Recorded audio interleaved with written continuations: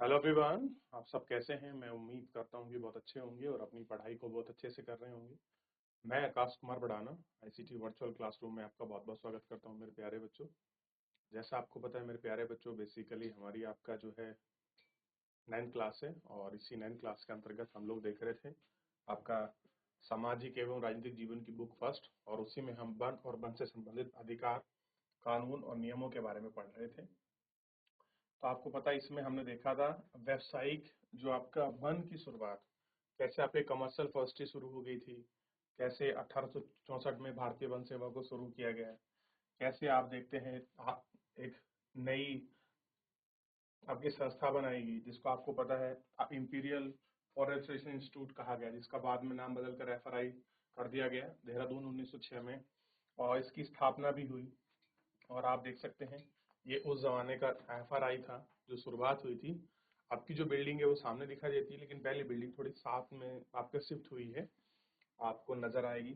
ठीक है, आप इसको देख सकते हैं, ये जंगल है। जनजातीय लोग आपके महुआ का जो बीज होता है उसको बीनते हैं और उसको लोकल बाजार में अपनी चीजों के लिए, अपनी आवश्यकताओं की चीजों के लिए उनको बेचते हैं।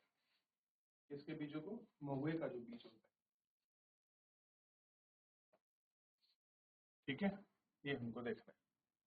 देख लिए, यहाँ दिखाई दे रहा है, जंगल में उजाला होने से पूर्व भी जमीन से गिरे हुए महुए के फूलों को बीनने के लिए जंगल चल जाते हैं। सूरज नहीं निकलता और लोग जंगल में उनको बीनने के लिए, बीनने का मतलब होता है चुगने के लिए चले जाते हैं।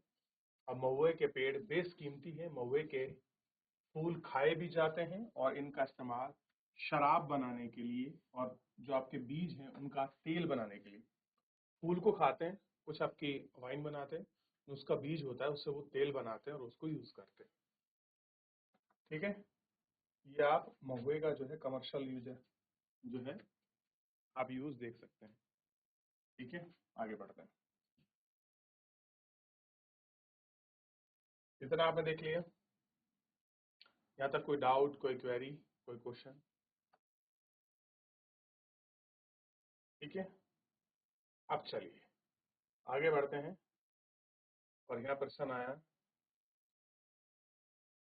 वनों के नियमन खरीदी खेती कैसे खरीदते हैं? यूरोपीय उपनिवेश के का सबसे गहरा प्रभाव झूम खेती की प्रथा पर दिखाई पड़ा।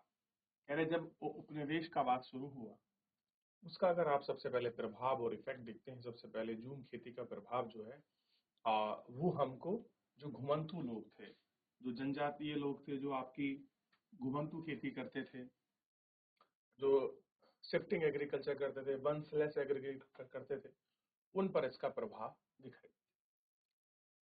एशिया, अफ्रीका, दक्षिण अमेरिका के अनेक भागों में यह खेती एक कैसा है, ट्रेडिशनल पार्ट है, परंपरागत तरीका है।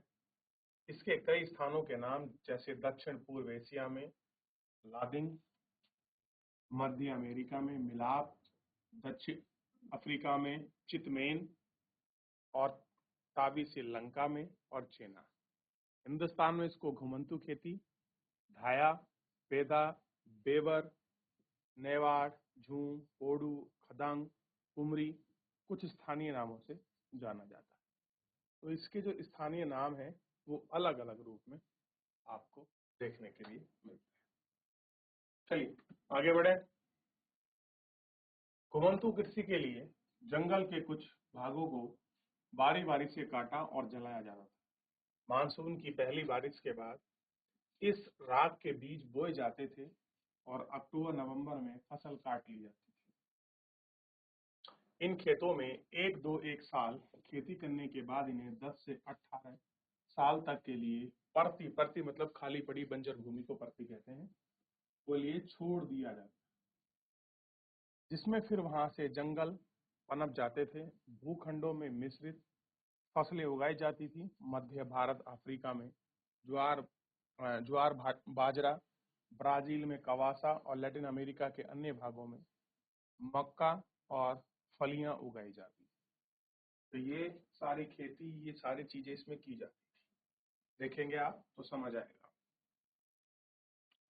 तो कौन कौन सी खेती, किस किस प्रकार का इसमें जो झूम में वो लोग करते थे, आप इनको स्पष्ट रूप से देख सकते हैं। ठीक, देख लिया। यूरोपीय वन रक्षकों की नजर में यह तरीका जंगल के नुकसानदेह था। कैसा था? उनको नुकसानदेह। उन्होंने महसूस किया जहां कुछ सालों के अंदर ही खेती की जा रही है, ऐसे जमीन पर रेलवे इमारती लकड़ियों के पेड़ नहीं उगाए जाए। जहां पर रेल वगैरह है वहां पर पेड़ जो है आप उनको नहीं उगा सकते। साथ ही जंगल जलाए जाते समय बाकी बेशकीमती पेड़ों में फैली लपटों की चपेट में आ जाने के बाद खतरा बन रहा है। गोमंतु खेतों के कारण लगान का हिसाब रखना भी बहुत मुश्किल था, इसलिए किसान घुमंतु खेती पर रोक लगाने का फैसला किया। इसलिए परिणाम स्वरूप अनेक समुदाय को जंगल में उनके घरों से जबरन विस्थापित कर दिया गया और कुछ को अपना पेशा बदलना पड़ा, तो कुछ छोटे मोटे विद्रोह के प्रतिरोधी हो गए। तो कैसे कैसे लोगों ने अपना जो मूल पेशा था वो छोड़ दिया है। यानी कि अंग्रेजों के जनजातीय जंगलों में प्रवेश करने के बाद उनकी आजीविका और उनके जीवन पर सबसे ज्यादा प्रभावित पड़ा, क्योंकि उनका मूल स्रोत वही था, जंगल की वन उपजता से वही अपना खान सहन रहन बसन करते थे, वही वो उनसे छीन ली गई थी, जिसके कारण ये सारी समस्याएं बड़े आम रूप से पनपना प्रारंभ हो गई थी, और जिनको आप देख सकते हैं और महसूस कर सकते हैं ये चीजें किस तरह से हो रही थी। ठीक है, अब आप यहाँ देख सकते हैं ये लोग हैं, आपको दिखाई देंगे किस तरीके से कुछ कार्य करते हुए। चलिए अब देखिए, योगा खेती एक ऐसी व्यवस्था है जहाँ किसानों के कुछ समय के लिए बागानों में खेती करने की आजादी थी। 1921 में बर्मा के थारावाड़ी डिवीजन के लिए इस चित्र में किसान धान बो रहे हैं। लोहे के छोरों द्वारा लंबे बांसों की सहायता से पुरुष धरती को छेद बनाते हैं, औरतें प्रत्येक छेद में धान को बोती है। ये देखते हैं इस तरीके से ये छेद कर रहे हैं बांसों से, औरतें आएंगी और उनमें उन्हीं छेदों में अपना बीज को आपका रुपाई कर देंगी। ये उस समय का पारंपरिक हिस्सा है। अब देखिए, आप देख रहे हैं जंगलों में आग लगी हुई है और कहा जा रहा है कि जंगल में पेदा यानी कि पेदू हिस्सों को जलाना। घुमंतु खेतों में जंगलों को साफ कर दिया जाता है। समतल चट्टानों की ढाल पर पेड़ों को काटने के बाद राख द्वारा इन्हें जलाया जाता है। इसके बाद फिर भी बीजों को बखेर दिया जाता है। वर्षा के सिंचाई के लिए इन्हें फिर छोड़ देते हैं। अब जो उनको छोड़ दिया, जल्दी वहाँ जंगल को जला देंगे, फिर वहाँ बीजों को छोड़ देंगे, वर्षा आएगी तो आपकी इनकी ऑटोमेटिक सिंचाई हो जाएगी। तो देखिए, हर क्षेत्र में जो है एग्रीकल्चर करने की और झूम खेती करने के पैटर्न अलग अलग हो सकते थे, ठीक है, लेकिन ये परंपरा भारत के अलावा और देश और दुनिया में भी प्रचलित थी। इसके प्रमाण हमको बहुत अच्छे रूप में देखने के लिए मिल जाते हैं। ठीक, अब है इसके आगे बढ़ते हैं। शिकार की आजादी किससे थी? आखिर में जंगल में शिकार कौन कर सकता था और उसकी आजादी किसे थी? जंगल संबंधी नए कानूनों ने वनवासी का जीवन को एक और तरह से प्रभावित किया। वन कानूनों के पहले जंगल में उनके आसपास रहने वाले बहुत सारे लोग हिरन, तीतर, छोटे मोटे शिकार का जीवन यापन करते थे। यह पारंपरिक प्रथा अब गैर कानूनी हो गई थी। शिकार करते हुए पकड़े जाने पर अवैध शिकार के लिए दंडित किया जाता था। अगर आप अवैध शिकार कर रहे हैं और आपको पकड़ लिया तो आपको उसका दंड मिलेगा, उसकी सजा आपको मिलेगी, और उन लोगों को दंडित किया जाता। जहां एक तरफ वन कानून ने लोगों के शिकार के परंपरागत अधिकारों से वंचित किया, वहीं बड़े जानवरों का आखेट एक खेल बन गया। अब देखिए, एक तरफ तो आपने कानून बनाए कि आप लोगों का परंपरागत शिकार से वंचित कर रहे हैं, वहीं बड़े जानवरों का आखेट, उनको शिकार करना लोगों ने उसके लिए खेल बना लिया। हिंदुस्तान में बाघ और दूसरे जानवरों का शिकार करना सदियों से दरबारी और आपके नवाबी संस्कृति का हिस्सा रहा है। अगर आप देखोगे, जो आपके दरबार के लोग थे या फिर जो नवाब, राजा, महाराजा, उनके पुत्र और उनके दरबारी लोग क्या थे, शिकार करने निकलते थे। अनेक मुगल कलाकृतियों में शहजादों और सम्राटों को शिकार का मजा लेते हुए दिखाया गया, किंतु औपनिवेशिक शासन के दौरान शिकार का चलना इस पैमाने में तक बढ़कर कई प्रजातियां पूरी तरह से लुप्त हो गई। कह रहे इस शिकार के शौक ने ऐसा कर दिया कि पूरी प्रजाति लुप्त कर दी। अंग्रेज की नजर में बड़े जानवर जंगली और बर्बर आदि समाज के व्यक्ति चिन्ह थे। बड़े जानवरों को क्या मानते थे कि बर्बर है, और उनको माना था कि खतरनाक जानवरों को मारकर हिंदुस्तान को सभ्य बनाएंगे। इसमें बाघ, भेड़िया और दूसरे बड़े जानवरों को शिकार कर इन्हें इनाम दिया गया। आप देखिए, भेड़ियों को लगभग समाप्त कर दिया गया था, लेकिन फिर भी बाघों की संख्या में भारत और नेपाल में अच्छे इजाफा है, नहीं तो निमट गया था ये। ठीक है, अब एक डाटा आपको मिलेगा, आप चौंक जाएंगे। 1875 से लेके 1925 के बीच इनाम के लालच में 80,000 से ज्यादा बाघ और 1.5 लाख से ज्यादा तेंदुए और 2 लाख ज्यादा भेड़िए आपके मारे गए।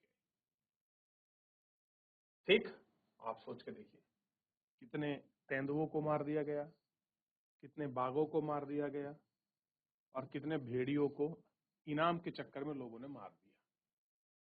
अब ये जो मारा, ये नहीं जानते थे कि इन्होंने जाने अनजाने में किस प्रकार का कार्य किया है। देखिए, एक ब्रिटिश अधिकारी है और इन्होंने बाघों को मारकर गिरा है, और आप चौंक जाएंगे इन्होंने कितने बाघों को मारा है। आगे का आपको इनका पूरा डाटा मिलेगा। धीरे धीरे बाघ को शिकार का खेल और खेल में ट्रॉफी के रूप में देखा जाने लगा। अगर किसी ने बाघ को मार दिया, बाघ का शिकार कर दिया, तो एक आपका ट्रॉफी जैसा हो गया था। अकेले जॉर्ज यूल नामक अंग्रेज अफसर ने 400 बाघों को मारा था। सोच के देखिए, 400 बाघों को मार दिया था अकेले जॉर्ज यूल ने। कितनी बड़ी संख्या थी ये कि जॉर्ज यूल ने 400 बाघों को मारा। प्रारंभ में जंगल के कुछ इलाके शिकार में ही आरक्षित थे।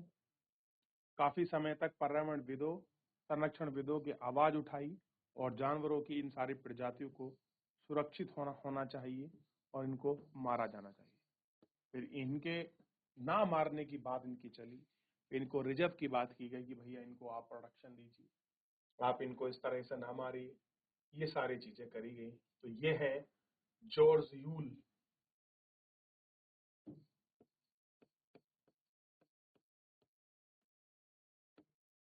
कितना मारे? 400 बाघों को इन्होंने मारा। सोच के देखिए, भारत के बाघ को इन्होंने निपटा दिया अकेले में। सोचिए, हो गया। तो जॉर्ज यूल साहब ने 400 बाघों को मार डाला। और आप देखिए ये प्रथा शुरुआत कैसे हुई। तो शौक से, ये शौक के दौर से सारी चीजों को शुरुआत करी। लोगों ने मजे और अपने आनंद के लिए इन चीजों को किया, और अंततः क्या हुआ, जानवरों का विनाश हो गया। आज ही उन जानवर के संरक्षण, संवर्धन और उनका प्रजनन बढ़ाने के लिए हम हर एक कदम और साथ निभा रहे हैं।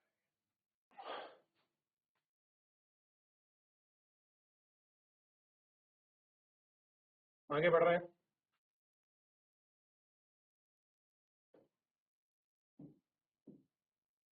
नया व्यापार, नए रोजगार और नई सेवाओं को हम लोग देख रहे हैं। जंगल पर विभिन्न वन विभाग का नियंत्रण स्थापित हो गया। अब कौन आ गया जंगल पर रूल और रेगुलेशन करने के लिए? वन विभाग। लोगों को कई तरह के नुकसान हुए, लेकिन कुछ लोगों को व्यवहार के नए अवसरों का लाभ मिला।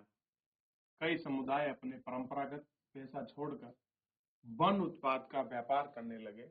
लिहाजा हिंदुस्तान में नहीं बल्कि दुनिया भर के कुछ ऐसे नजारे दिखाई दिए, जिनमें कुछ उदाहरण 19वीं सदी के मध्य में ऊंची जगह पर रहकर मैनिक्योक उगने लगे, और ब्राजीलियन एमजॉन और मुर्कु समुदाय के लोगों ने व्यापारी को रबड़ की आपूर्ति के लिए जंगली रबड़ के वृक्षों में लैक्टस एक नामक प्रारंभ कर दिया।